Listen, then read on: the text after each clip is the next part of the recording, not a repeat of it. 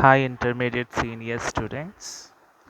రేపు మీ తెలుగు ఎగ్జామ్ అని మీరు బాగా రివిజన్ చేసి ఉంటారని మనస్ఫూర్తిగా అనుకుంటున్నాను. సో ఈ చివరి నిమిషంలో మీకు కొన్ని ఇంపార్టెంట్ అయినటువంటి లిస్ట్ ఆఫ్ క్వశ్చన్స్ మీకు ఇవ్వటం జరుగుతుంది. ఇవన్నీ వచ్చేసే ఉంటుంది, బట్ ఒక్కసారి రీచెక్ చేసుకోండి.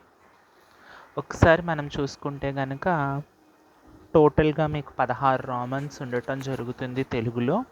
అందులో ఫస్ట్ రామన్ వచ్చేసరికి మీకు పోయం ఇచ్చేసి ప్రతిపదార్థాలు ఇవ్వటం జరుగుతుంది కదమ్మా. సో అందులో నుండి సత్యప్రాశస్త్యం ఒకటిని, హనుమత్ సందేశము, ఈ 2 లెసన్స్లో నుండి ఎక్కువగా పోయం ఇచ్చేటటువంటి అంటే ప్రతిపదార్థాలు ఇచ్చేటటువంటి అవకాశం ఎక్కువగా ఉందన్నమాట. సత్యప్రాశస్త్యం ఒకటిని, హనుమత్ సందేశము. సో ముఖ్యంగా సత్యప్రాశస్త్యంలోకి వచ్చేసరికి మనకి పద్యభాగంలో 6 పాఠాలు ఉన్నాయని తెలుసు. 6 పాఠాల్లో మొదటి 3 పాఠాలు చదివితే ఒక ప్రతిపదార్థం వస్తుంది, అలాగే చివరి 3 పాఠాలు చదివితే ఇంకొక ప్రతిపదార్థం వస్తుందన్నమాట. రెండిట్లో ఒకటి అటెంప్ట్ చేస్తాం కాబట్టి మొదటి 3 లెసన్లు చదువుకుంటే సరిపోతుందని మీకు తెలుసు. అయితే అందులో ముఖ్యంగా సత్యప్రాశస్త్యం నుండి, హనుమత్ సందేశం నుండి ఎక్కువగా ఇచ్చే అవకాశం అయితే ఉందన్నమాట. సత్యప్రాశస్త్యంలోకి వచ్చేసరికి విపరీత పరిభాష అనేది ఒకటి. విపరీత పరిభాష నుతజల పూరితంబులకు అని చెప్పేసి పద్యం ఉంది కదమ్మా. విపరీత పరిభాష ఒకటి, నుతజల పూరితంబులకు అనే ఒక పద్యం ఉంది కదా. ఈ రెండు ఇచ్చేటటువంటి అవకాశం ఉంది, రెండిట్లో ఏదో ఒకటి. లేదు అంటే హనుమత్ సందేశం నుండి తమ్మునుగూడి ఒకటిని, రాముడిని గురించి అని చెప్పేసి ఇంకొక పోయం ఉంది కదా, తమ్మునుగూడిని రాముని గురించి అని చెప్పేసి ఈ రెండిట్లో ఒకటి ఇచ్చే అవకాశం ఉందన్నమాట. ఏవైనా ఈ 4 పద్యాలు ఫస్ట్ ప్రిఫరెన్స్ ఇచ్చి చదవండి అమ్మ. ఈ 4ట్లో ఒకటి ఇచ్చే అవకాశం మోస్ట్లీ ఉంది. ఇంకా సెకండ్ రామన్కి వచ్చేసరికి పద్యభాగ సారాంశాలు ఇస్తాడు. అది మీకు తెలిసిందే, ఎందుకంటే చాలా మోడల్ పేపర్స్ మీరు రాసుంటారు. పద్యభాగ సారాంశాలు వచ్చేసరికి శాంతికాంక్షని, ఈ దారి ఎక్కడికి పోతుంది, శాంతికాంక్ష ఈ దారి ఎక్కడికి పోతుంది, ఈ 2 సారాంశాలు చదువుకుంటే ఏదో ఒకటి రేపటి పేపర్లో ఖచ్చితంగా ఉంటుంది. శాంతికాంక్ష ఒకటిని, ఈ దారి ఎక్కడికి పోతుంది సారాంశాలు బాగా చదువుకోండి. గద్య భాగంకి వచ్చేసరికి మన ఆటలున్ని నా జీవిత యాత్ర, ఈ 2 సారాంశాలు చదువుకోండి. మన ఆటలు ఒకటిని, నా జీవిత యాత్ర, ఈ 2 ఖచ్చితంగా చదువుకుంటే ఈ రెండిట్లో నుండి రేపటికి ఒక ఆన్సర్ ఖచ్చితంగా వస్తుంది. ఫోర్త్ రామన్ వచ్చేసరికి మీకు తెలుసు, వ్యాసరూప ప్రశ్నలు ఉపవాచకం నుండి ఇస్తాడు. అయితే ఇందులోకి వచ్చేసరికి మీరు టాప్ 4 అయినటువంటి గవేషాన నాటకం సారాంశం ఒకటి, గవేషాన నాటకం సారాంశం, గవేషణ నాటికలో మరణించిన వ్యక్తి ఆవేదన, తెరచిన కళ్ళు నాటికలో డాక్టర్ కళ్ళను సత్యం తెరిపించిన విధానము, అలాగే 4వ ప్రశ్న తెరిచిన కళ్ళు నాటికలో డాక్టర్ పాత్ర స్వభావము. ఈ 4 మోస్ట్ ఇంపార్టెంట్ అన్నమాట. ఈ 4ట్లో 2 ఖచ్చితంగా రేపటి పేపర్లో ఉంటుంది. ఇది 100కు 100% మనం చెప్పగలము. గవేష నాటిక సారాంశం ఒకటి, గవేషణ నాటికలో మరణించిన వ్యక్తి ఆవేదన, తెరిచిన కళ్ళు నాటికలో డాక్టర్ కళ్ళను సత్యం తెరిపించిన విధానం ఒకటి, తెరిచిన కళ్ళు నాటికలో డాక్టర్ పాత్ర స్వభావము. ఈ 4కి 4 చదువుకోండి, ఎందుకంటే రేపు ఖచ్చితంగా ఈ 4 ప్రశ్నల్లో 2 గ్యారంటీగా అక్కడ ఇవ్వటం జరుగుతుంది ష్యూర్గా. కాబట్టి ఈ 4 ప్రశ్నలు ఒకసారి బాగా చూసుకోండి. ఇక 5వ రామన్కి వచ్చేసరికి సందర్భ సహిత వాక్యాలు ఉంటాయి కాబట్టి సందర్భ సహిత వాక్యాలు మనకు పద్యభాగంలో నుండి ఇస్తాడు కాబట్టి సత్యప్రాశస్త్యము మొదటి ప్రిఫరెన్స్ సత్యప్రాశస్త్యానికి ఇవ్వండి, 2వ ప్రిఫరెన్స్ హనుమత్ సందేశంకి ఇవ్వండి, 3వ ప్రిఫరెన్స్ శాంతికాంక్షకి ఇవ్వండి. ఈ 3 లెసన్లో ఉన్నటువంటి సందర్భాలు చదువుకుంటే సరిపోతుందన్నమాట. సత్యప్రాశస్త్యంలో ఒక 2 మోస్ట్ ఇంపార్టెంట్ ఉన్నాయి. సత్యప్రాశస్త్యంలో ఒక సూనృత అని చెప్పి స్టార్టింగ్ ఉంటుంది ఒక సూనృత. అలాగే జీవులకు అని చెప్పేసి ఇంకొకటి ఉంటుందన్నమాట. ఇవి నేను స్టార్టింగ్ పదాలు చెప్తున్నాను. ఒక సూనృత ఒకటిని, జీవులకు అని చెప్పేసి ఒకటి ఉంటుంది. ఇవి 2 మోస్ట్ ఇంపార్టెంట్ అయినవన్నమాట సత్యప్రాశస్త్యంలో. అలాగే హనుమత్ సందేశంలో విన్నవింపుము అని చెప్పేసి అదొకటిని, వసుధా అని చెప్పేసి అదొకటిని, వసుధ స్థలి అని చెప్పేసి అదొకటి ఉంటుంది. ఒక్కసారి రెఫర్ చేసుకోండి. మోస్ట్లీ 3 లెసన్స్ చదువుకుంటే సరిపోతుంది. సత్యప్రాశస్త్యం, హనుమత్ సందేశం, శాంతికాంక్ష. ఒక సూనృత అనేది ఒకసారి చదువుకోండి. అలాగే జీవులకు, అలాగే హనుమత్ సందేశంలో నుండి విన్నవింపుము అనేది ఒకటి, అలాగే వసుధ స్థలి అని చెప్పేసి అదొకటి ఉంటుందన్నమాట. ఇక ఆరో రోమంలోకి వచ్చేసరికి సంక్షిప్త సమాధానాలు ఇవ్వటం జరుగుతుంది. అందులో మనకు వచ్చేసరికి సంక్షిప్త సమాధానాల్లోకి వచ్చేసరికి సత్యప్రాశస్త్యం ఒకటి, కన్యక నుండి ఇచ్చే అవకాశాలు ఎక్కువగా ఉన్నాయి. మనం 2 అటెంప్ట్ చేయాలి కాబట్టి సత్యప్రాశస్త్యంలో నుండి శకుంతల బాధపడిన విధానం ఒకటి ఉంటుంది చూసారా, చాలా ఇంపార్టెంట్ అన్నమాట. శకుంతల బాధపడిన విధానం. అలాగే సత్యవాక్యంలోని నీతి ఏమిటి అని అడుగుతారు.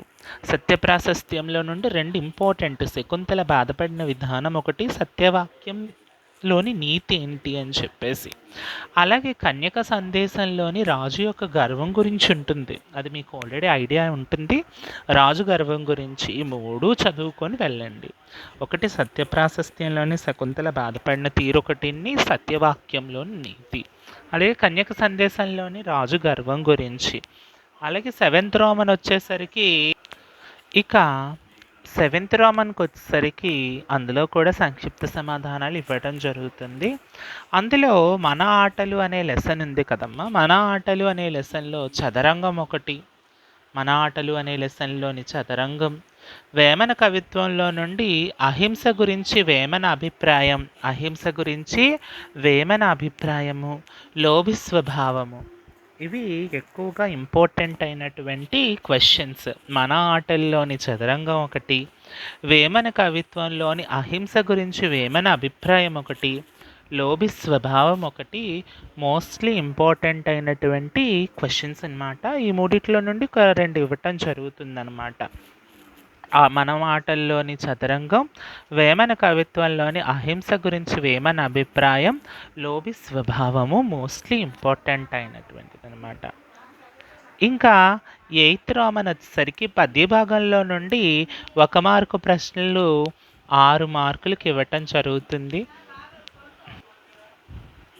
అందులో సత్యప్రాశస్త్యంలోకి వచ్చేసరికి నన్నయ్య గల బిరుదులు ఏమిటి, నన్నయ్య ఎవరి ఆస్థాన కవి, శకుంతలను పెంచిన తండ్రి ఎవరు, శకుంతలను దుష్యంతుడు ఏ పద్ధతిలో వివాహం చేసుకున్నాడు, శకుంతలకు దుష్యంతులకు జన్మించిందెవరు, నన్నయ్య రచించిన వ్యాకరణ గ్రంథం పేరేమిటి, అలాగే శాంతికాంక్ష నుండి శాంతికాంక్ష పాఠ్యభాగ రచయిత ఎవరు, శ్రీనాథుని కనకాభిషేకం చేసిందెవరు, నలగామరాజు తల్లి పేరేమిటి, రాయభారానికి వచ్చి వధించబడింది ఎవరు, కరదూషణాదులు హతమైనది చోటేమిటి, బ్రహ్మనాయుడు ఎవరి మంత్రి, నాయకురాలుగా ప్రసిద్ధి పొందింది ఎవరు, అన్ని జన్మల్లో దుర్లభమైనది ఏమిటి.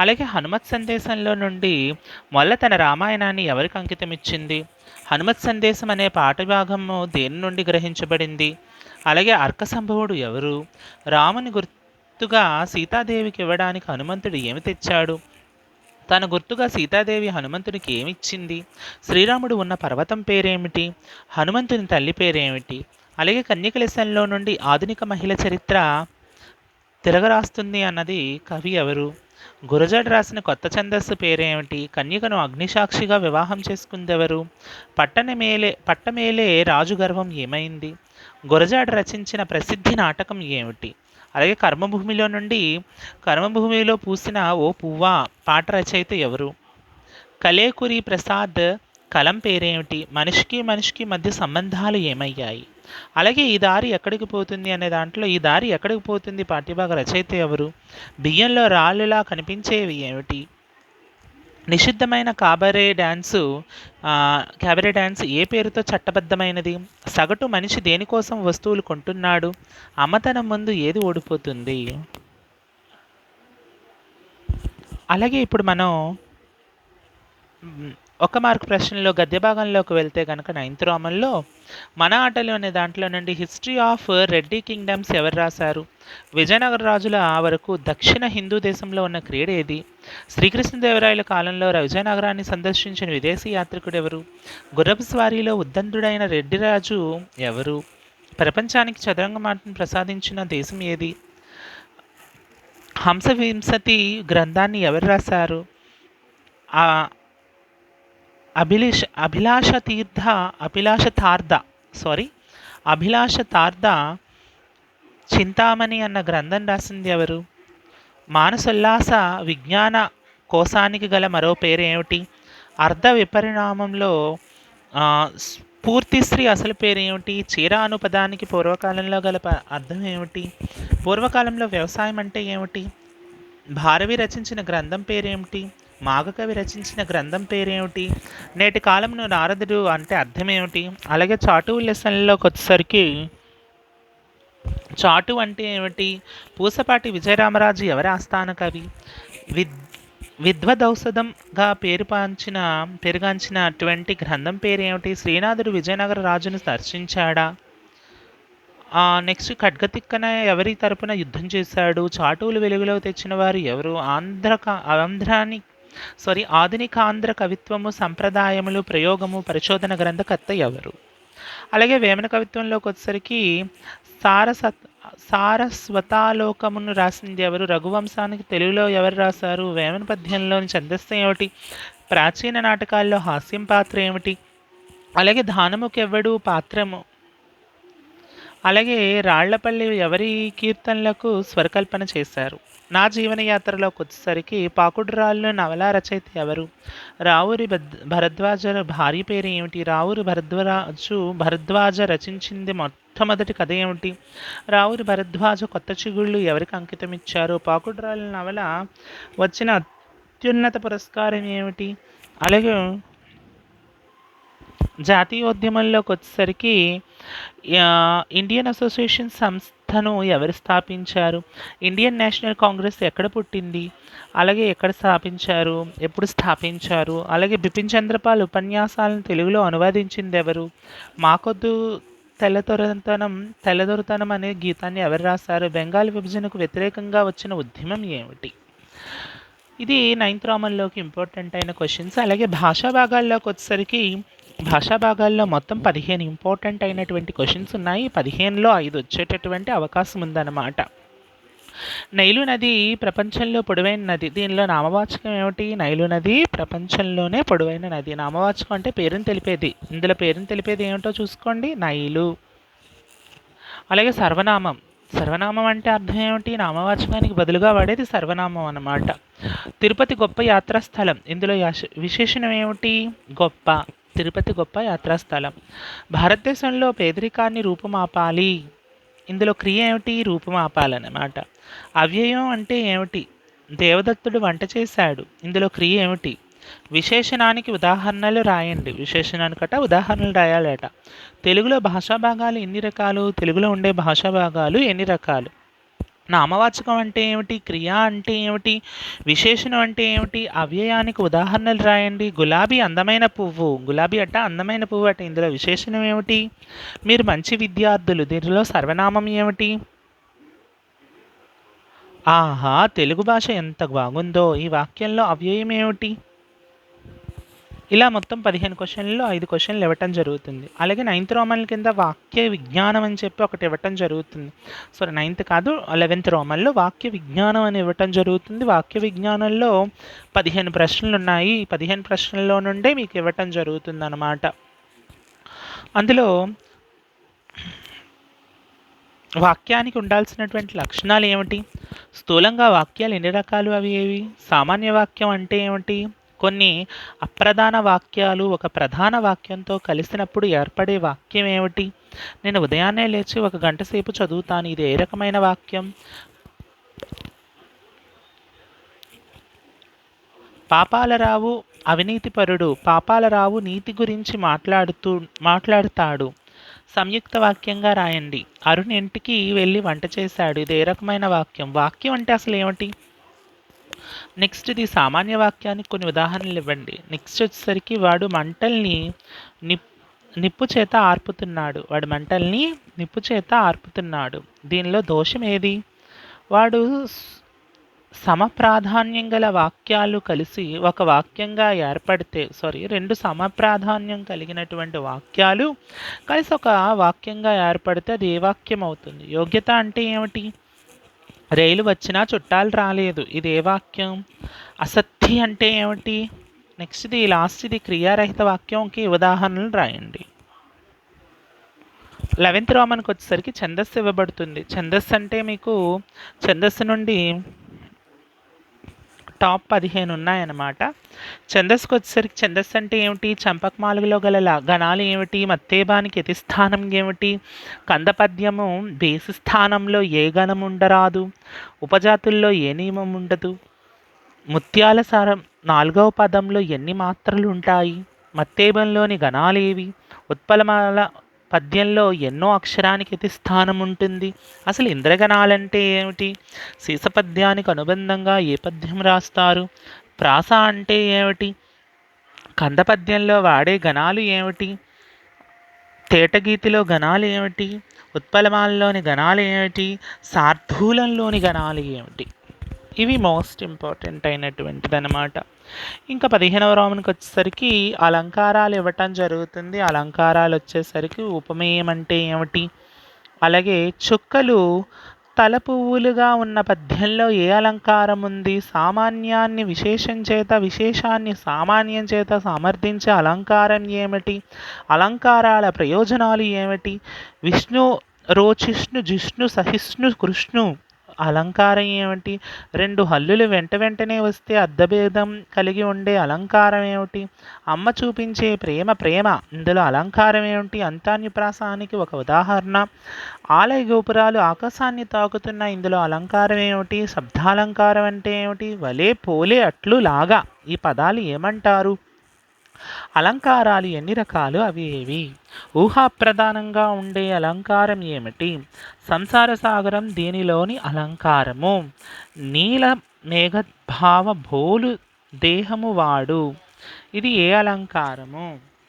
అలాగే ఇప్పుడు ఉత్పలమాల మత్తేపం శార్దూలం, ఉత్పలమాల మత్తేపము శార్దూలము చంపకమాల, ఈ 4 చదువుకుంటే ఈ 4గిట్లో నుండి ఒకటి అలంకార లక్షణాలు రాయాల్సి ఉంటుందన్నమాట. 6 మార్కులు దానికి. ఉత్పలమాల మత్తేపము శార్దూలము అలాగే చంపకమాల.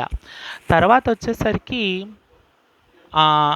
నెక్స్ట్ అలంకారాలు వచ్చేసరికి చదివితే శబ్దాలంకారాలు చదవండి లేదా అర్థాలంకారాలు చదవండి. ఏదో ఒకటి మాత్రం ఎంచుకోండి. శబ్దాలంకారాలు, అర్థాలంకారాలు.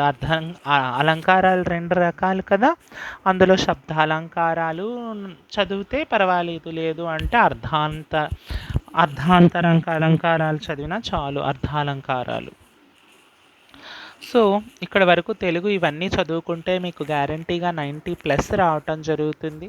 కాబట్టి ప్రతి ఒక్కరూ అన్నీ కూడా ఒక్కసారి రివిజన్ చేయండి. అక్షరదోషాలు లేకుండా రాయండి. ఇప్పటి వరకు చెప్పిన ప్రతిదీ కూడా మీకు వచ్చే ఉంటుందని నేను అనుకుంటున్నాను.